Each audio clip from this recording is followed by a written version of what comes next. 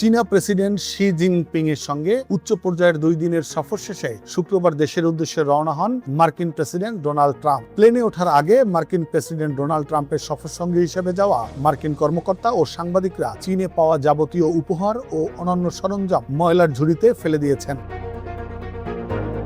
যুক্তরাষ্ট্র ও চীনের মধ্যকার সম্পর্কের বিরাজমান গভীর অবিশ্বাসের বিষয়টি এই ঘটনার মধ্যে দিয়ে স্পষ্টভাবে ফুটে উঠেছে। হোয়াইট হাউসের একজন সাংবাদিক জানিয়েছেন, বেইজিং ক্যাপিটাল এয়ারপোর্ট থেকে দেশে ফেরার পথে রওনা হওয়ার আগ মুহূর্তে প্লেনের সিঁড়ির নিচেই একটি ডাস্টবিনে সবকিছু ফেলে দেওয়া হয়। নিউ ইয়র্ক পোস্টের হোয়াইট হাউস প্রতিনিধি এমিলি গুডডিন এক্সে দেওয়া এক পোস্টে লিখেছেন, নির্দেশনা ছিল চীনের কোনো কিছুই বিমানে তোলা যাবে না। তিনি আরো লিখেছেন, এয়ারফোর্স ওয়ানে করে বেইজিং ছাড়ার আগে যুক্তরাষ্ট্রের পুরো প্রতিনিধি দল চীনা কর্তৃপক্ষের দেয়া সমস্ত জিনিসপত্র ফেলে দেয়। বার্নার ফোন, ক্রেডেনশিয়াল ব্যাজ, এমনকি সুটে পরার ল্যাপেল পিন সহ সব উপহার, ব্যাজ, এমনকি সুভিনির সরাসরি ওই ডাস্টবিনে ফেলে দেয়া হয়। নির্দেশ একদম স্পষ্ট ছিল, চীনের তৈরি কোনো কিছুই বিমানে তোলা যাবে না। তার পোস্টে আরো বলা হয়, এই সতর্কতা শুধু বিমানে ওঠার সময়ের জন্যই ছিল না। প্রতিনিধি দলের সদস্যরা চীনে আসার সময় তাদের ব্যক্তিগত সব ইলেকট্রনিক গ্যাজেট দেশে রেখে এসেছিলেন। পুরো সফর জুড়ে তারা শুধু নতুন অস্থায়ী বার্নার ফোন ব্যবহার করেছেন।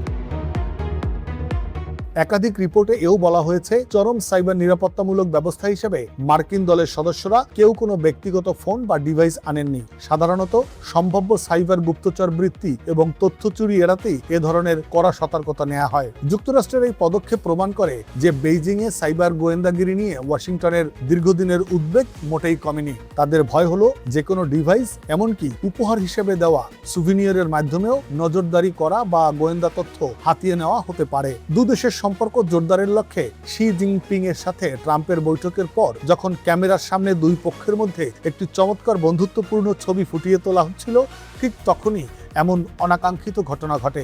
যুক্তরাষ্ট্রের সংবাদপত্র দ্য হিল জানিয়েছে, পর্দার আড়ালে মার্কিন এবং চীনা কর্মকর্তাদের মধ্যে বিভিন্ন অনুষ্ঠানের নিরাপত্তা ব্যবস্থা, এমনকি মিডিয়ার প্রবেশ নিয়েও বারবার তর্ক ও মতবিরোধ চলছিল।